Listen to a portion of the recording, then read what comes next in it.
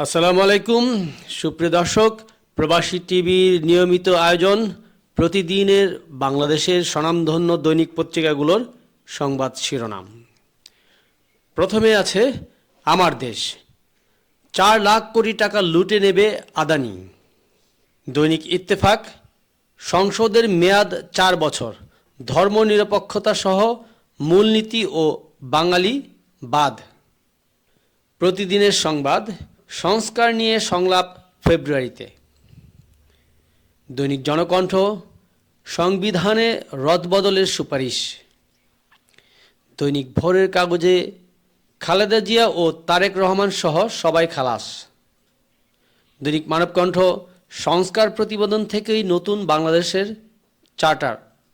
আলোকিত বাংলাদেশে ক্ষমতা বাড়ছে ইসির। দৈনিক শেয়ার বীজ, 2বারের বেশি প্রধানমন্ত্রী রাষ্ট্রপতি না, প্রধানমন্ত্রী 2বার হলে রাষ্ট্রপতি নয়। দৈনিক বর্তমান, সংস্কার প্রতিবেদনের ভিত্তিতেই সংসদ নির্বাচন, প্রধান উপদেষ্টা।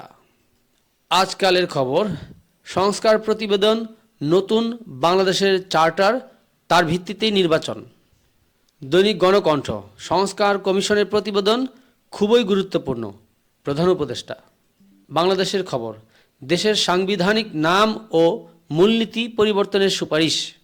দৈনিক বাংলা, 4 সংস্কার কমিশনের প্রতিবেদন হস্তান্তর।